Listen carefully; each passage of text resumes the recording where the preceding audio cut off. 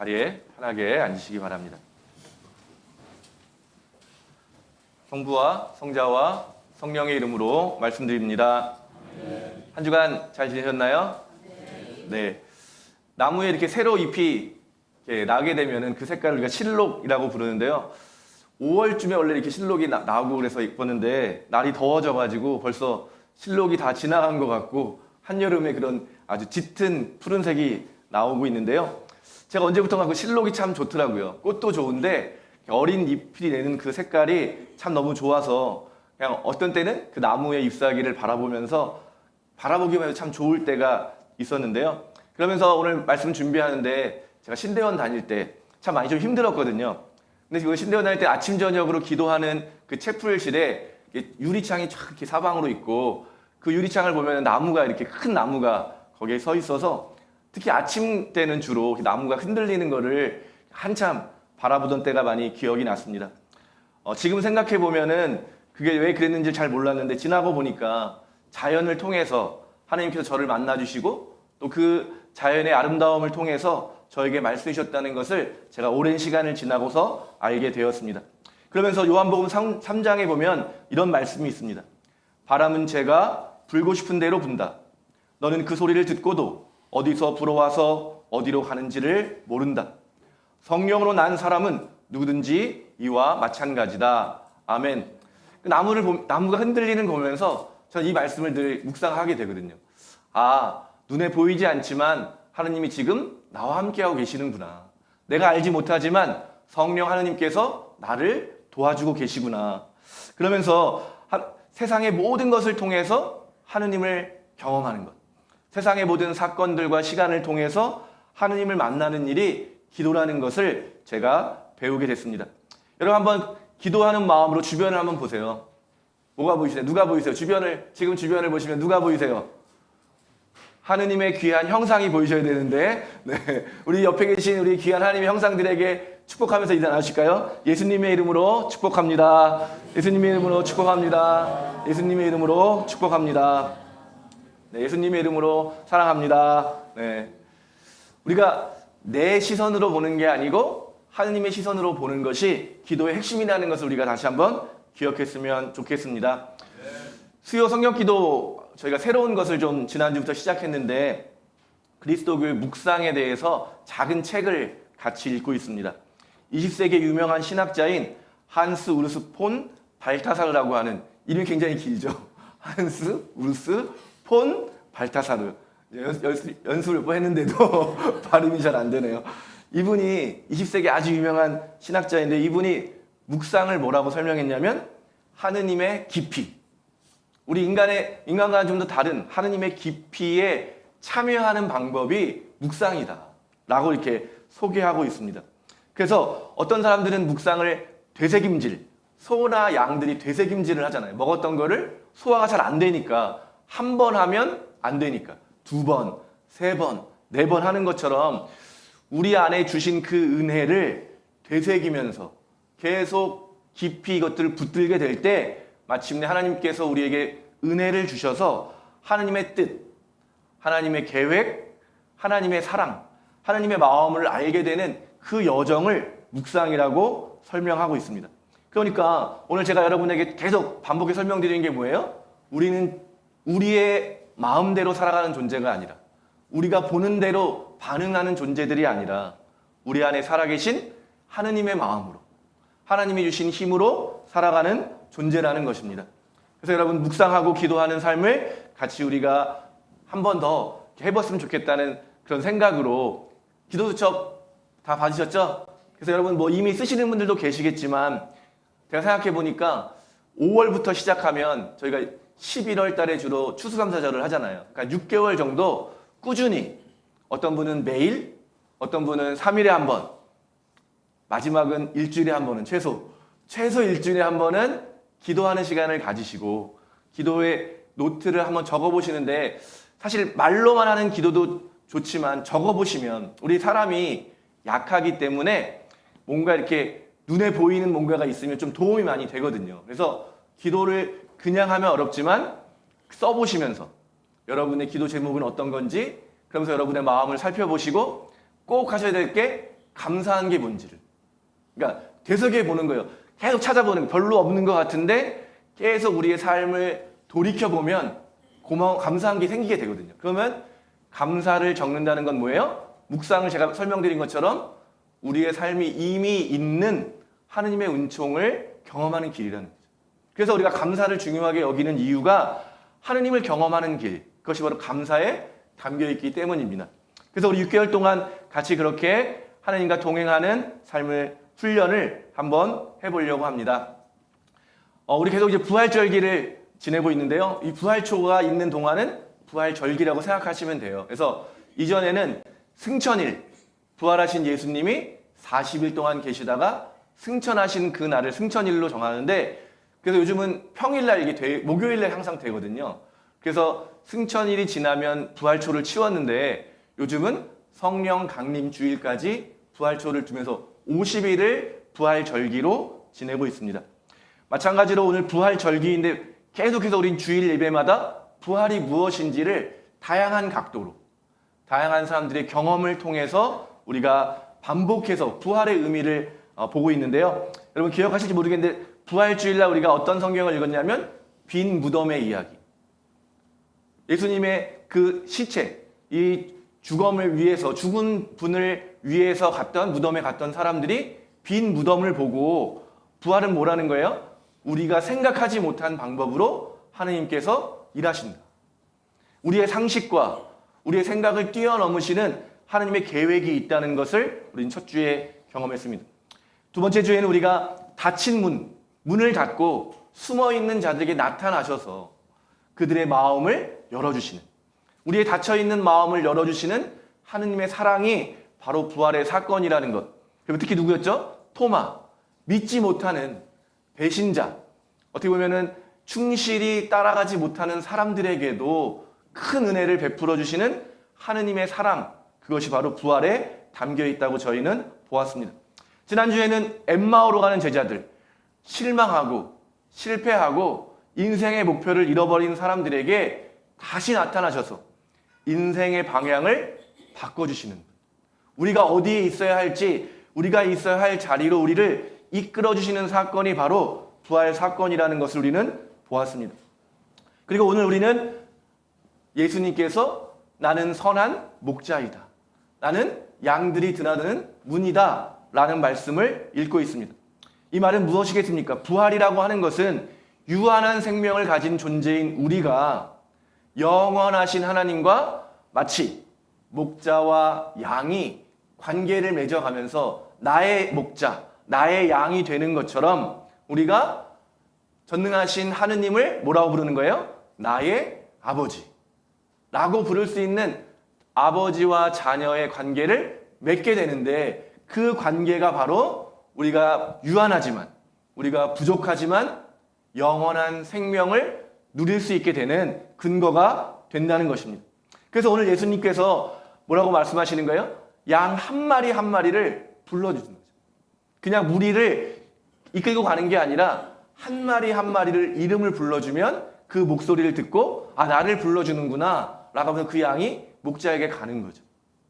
그것처럼 부활의 사람으로 살아간다는 것은 정말 참되고 선한 목자이신 예수님의 말씀에 귀를 기울이고 그분의 인도를 따라가는 것, 그분의 돌봄 가운데 살아가는 것이 부활의 삶이라는 것을 오늘 성서는 우리에게 말씀해 주고 있습니다.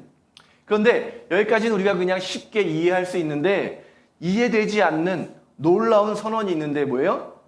선한 목자는 양을 위해서 자기 목숨을 내어놓는다. 이해가 되시나요? 양을 위해서 목숨을 내어놓는다. 양이 귀하잖아요. 양이 아주 소중한 동물입니다. 왜냐하면 먹을 것을 우리에게 주고 또 입을 것을 또 주고, 뭐 추운 동네에는 이불 같은 것도 이 털로 다 만들기 때문에 양이 매우 중요하지만 내 목숨을 바칠 만큼 중요하지 않죠. 그러니까 시선의 문제인 거예요. 양을 무엇으로 보느냐? 나를 위한 수단으로 보느냐? 나를 위한 도구로 보느냐? 근데 예수님이 바라보시는 그 시선은 뭐예요? 수단, 도구에 그치는 게 아니라 그 자체를 사랑하시는 거예요. 양 한 마리 한 마리를 사랑하기 때문에 결국 어떻게 할 수 있는 거예요? 자기 목숨을 내어주어도 아깝지 않고 그렇게 할 수 있다는 것입니다. 결국 예수님께서 우리를 위해서 자기 목숨을 내어주신다라고 하는 것은 우리의 생각으로는 이해할 수 없지만 사랑하기 때문에 결국 뭐예요? 하나님께서 지금 저와 여러분 한 분 한 분을 정말 사랑해 주신다. 사랑의 시선으로 우리를 봐주고 계신다라고 하는 것이 오늘 성서의 증언인 것입니다. 그렇기 때문에 예수님께서는 정말 말씀하신 대로 자기의 목숨을 우리를 위해서, 우리의 구원을 위해서 십자가에 내어 주셨던 것입니다. 그래서 우리는 그 예수님 덕분에 다시 온전함을 회복하고 다시 예수님께서 말씀해 주신 그 축복이 뭐죠? 생명을 더해서 더 풍성한 생명을 누리는 삶으로 그냥 죽어버릴 누군가에게 희생당할 수밖에 없는 그런 존재가 아니라 사랑받는 존재로 사랑의 존재로 거듭나게 되는 그 놀라운 축복을 받게 된 줄로 믿습니다. 오늘 우리가 부활을 기념하면서 이처럼 우리를 사랑해 주시는 하나님의 손길이 저와 여러분의 삶 가운데 있다는 것을 기억하시며 살아가시기를 소망합니다. 우리 선한 목자이신 예수님을 조금 더 설명해 보면은요, 예수님은 어디에 계시냐면 첫 번째로 양의 앞장서 계세요. 그래서 예수님께서 우리를 이끌어 가시는데 예수님이 우리를 어디로 이끌어 가실까요? 이러면 성경을 잘 아시는 분들이 딱 떠오르는 게 뭐예요? 시편 23편. 오늘 우리가 그 시편 23편을 노래로 했잖아요. 푸른 초장과 푸른 초장이라는 건 뭐예요? 먹을 게 부족함이 없이 많이 있고 또 그 다음 어디죠? 쉴만한 물가. 예수님께서 우리를 인도해 주시는 곳이 바로 그런 이미지라는 겁니다. 그런데 더 그것을 설명해 보자면 푸른 초장과 쉴만한 물가는 어디예요? 하느님이 계신 곳. 하느님의 통치가 이루어지는 곳. 우리가 날마다 기도하는 것처럼 하느님의 뜻이 이루어지는 하느님 나라로 우리를 인도해 가신다는. 그런데 우리는 어디인지 잘 모르잖아요. 그곳이 어디인지, 어디로 가야 되는지 모를 때 우리는 우리의 시선이 어디를 향하면 된다는 거예요? 다시 한번 예수님을 바라보면 된다는 거예요. 우리가 어디로 가야 되는지를 항상 우리의 앞에서 우리의 최종 목적지까지 함께 해주시는 분이 바로 예수님이라는 것입니다. 우리가 아직 보지 못했고 알지 못하는 그 길을 먼저 가시면서 우리를 불러주십니다. 나를 따라오너라. 그때 우리는 아멘 그렇게 대답하면서 우리의 시선을 예수님에게로 맞추는 일, 그것이 바로 우리가 해야 될 일이라고 믿습니다. 또 예수님은 앞에 계신 뿐 아니라 양의 한가운데 계시는 분입니다. 선정하신 프란시스코 교황님이 성직자들이 모이는 날, 성목요일날 성직자들이 다 같이 모이거든요. 1년에 한 번씩 모여서 다시 한번 성직자로 다시 살아가겠다라고 하는 다짐을 하게 돼요. 근데 그 자리에서 교황님이 성직자들에게 뭐라고 이 성경을 읽으면서 뭐라고 말씀하셨냐면요. 목자는, 성직자는 양의 냄새를 맡아야 된다. 멀리서 양을 돌볼 수가 없다는 거예요. 양과 같이 양을 품고 양을 만지는 그 정도에 가까이 있어야지만 돌볼 수 있는 거다. 그래서 목자에게는 무슨 냄새가 나야 돼요? 양 냄새가 나야 된다. 성직자들이 이 거룩함을 지키기 위해서 거리를 두고 뭐 그런 것들에 대한 어떤 그렇게 하면 안 된다. 진짜 예수님이는 어떻게 했다는 거예요?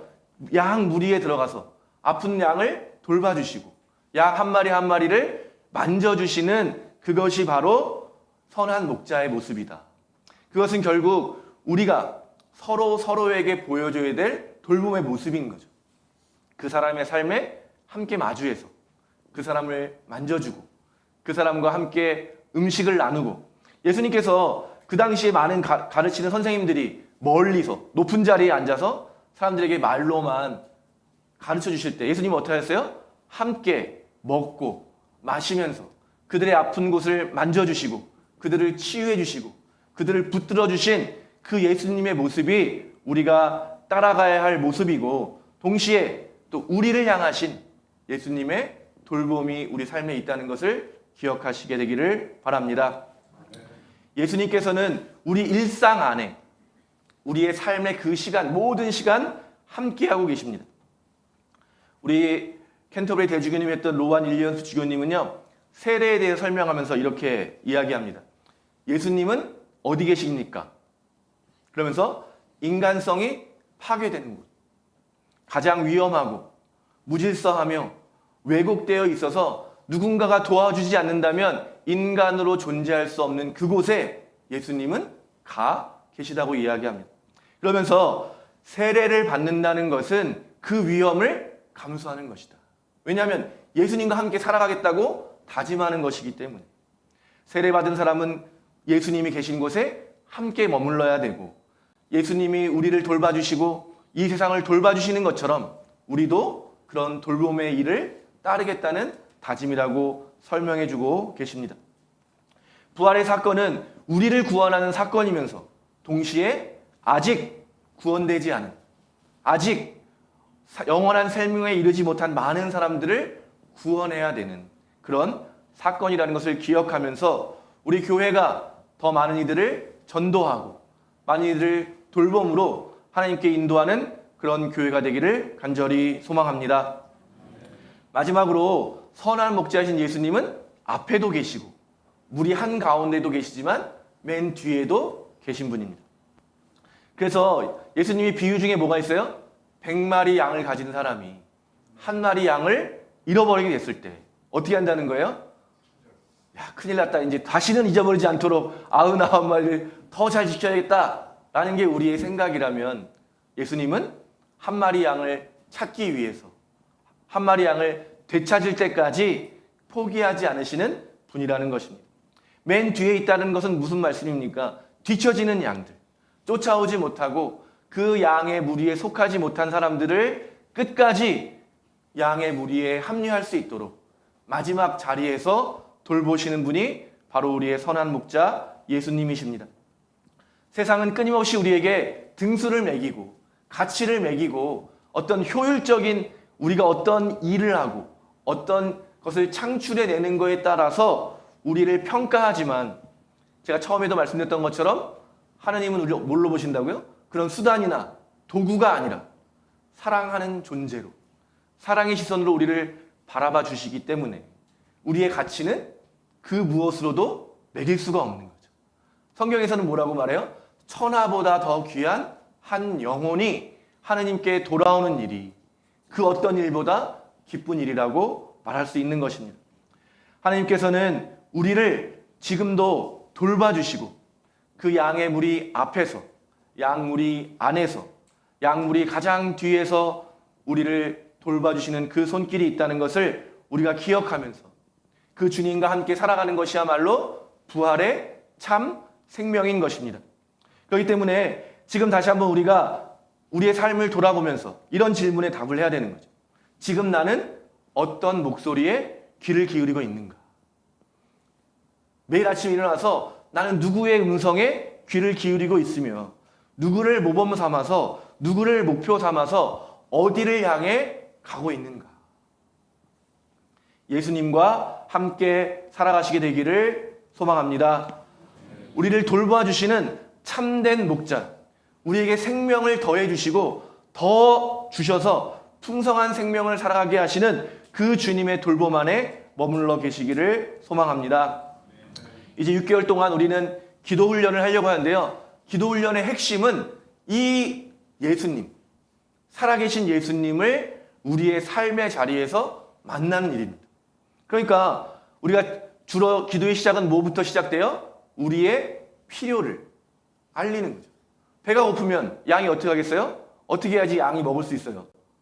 울어야 되잖아요. 양이 울어야 그 소리를 듣고 목자는 양의 목소리를 알아듣는다고 하잖아요. 그러니까 배가 고프구나. 그럼 어디로 먹을 것을 베풀어 주는 거죠. 그러니까 기도를 어렵게 생각하실 게 아니라 가장 먼저는 우리의 필요를 주님께 알리는 거죠. 양이 우는 것처럼. 또 두 번째는 뭐예요? 목자가 자 배고프면 자 나를 따라오세요 라고 얘기하면 그 목소리를 듣는 것. 근데 우리 귀에는 수많은 다른 소리가 있잖아요. 뉴스에서 오늘도 유튜브 얘기하셨는데 유튜브가 얼마나 많은 정보가 있어요.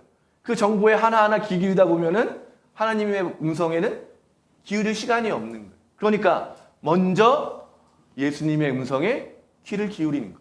그게 기도의 핵심입니다.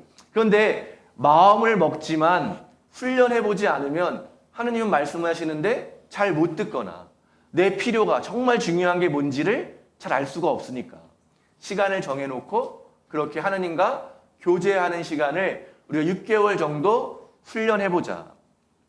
여러분 제일 어려운 게 뭐예요? 제일 이때 큰 유혹이 뭐예요? 내일부터 하자. 오늘은 지나갔으니 내일부터 하자. 오늘 아이들이 자고 있는데 아이들한테 인사를 하면서 시험이 언제야? 했더니 내일이라고 하더라고요. 더 이상 미룰 수 없는 날이 반드시 옵니다. 내일부터 해야지 할 수 없는 시험 전날이 오는 그런 마음으로, 그게 뭐예요? 종말을 살아가는 마음이죠. 내일이 없다. 내일이 바로 주님 오시는 날이다 생각하시고 그런 마음이 드실 때마다 짧게라도 기도하는 시간을, 훈련의 시간을 가졌으면 좋겠습니다. 오늘 부활절기를 통해서 다시 한번 부활의 생명이 무엇인지 우리에게 알려주시는 그 주님의 말씀에 귀를 기울이면서 지금도 선한 목자로 우리를 돌보아 주시는 예수님의 돌봄 안에서 귀한 열매를 맺는 우리 산본교회 모든 신자분 되시기를 예수님의 이름으로 축원드립니다. 성부와 성자와 성령의 이름으로 말씀드렸습니다.